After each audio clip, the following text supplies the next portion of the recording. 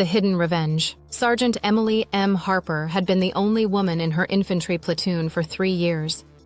The lads called her princess to her face, and far worse behind her back. She let them. She smiled, she bantered, she outran, outshot, and outmarched every single one of them on every exercise. Still, the nickname stuck like mud on boots.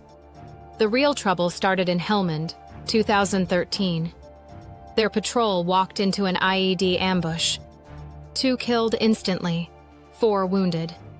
M dragged the platoon commander, Lieutenant James Golden Boy Carver, out of the kill zone while returning fire with one hand and pressing a field dressing to his gut with the other. She saved his life. Everyone saw it. The citation for her military cross said so in black and white. But when the medals were handed out back at Bastion, Carver took the glory anyway. In the cookhouse that night, he told the story like this. "I was covering the lads while Harper pulled me clear. The men laughed, drunk on victory and cheap lager, cheered him. No one corrected him. M sat in the corner nursing a mug of tea and said nothing. She requested a transfer the next week. They gave her a training post in Brecon, far from the sharp end, far from Carver. People said she'd burned out. She let them think it. 6 years passed. Carver climbed fast. Silver bars, crown, now a major on the promotion list for lieutenant colonel. The Army loved a hero. He gave TEDx talks about leadership under fire, always the same story, always the same lie. Emily, meanwhile, disappeared into the quiet corners of the system. She became a ghost in the intelligence corps, then a warrant officer in a unit that officially didn't exist. She learned things.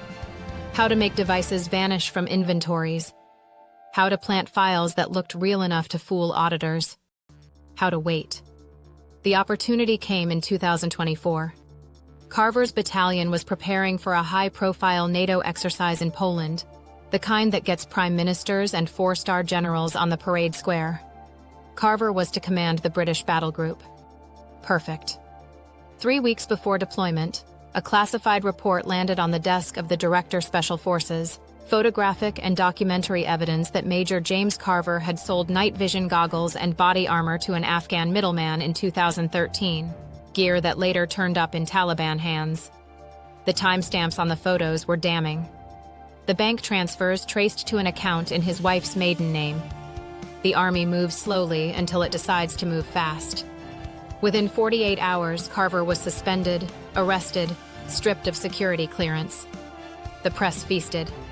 His TEDx talk vanished from the internet overnight. His wife left.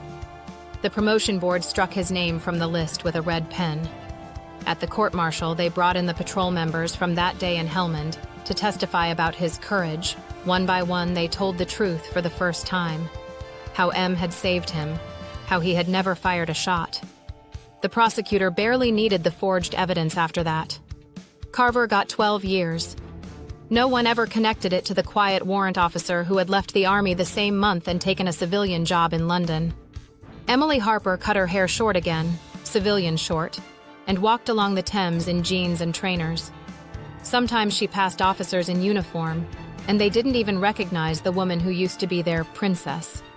One evening, she stopped on Waterloo Bridge, took a small silver military cross from her pocket, the one they'd pinned on her chest all those years ago, and dropped it into the dark water. It sank without a sound.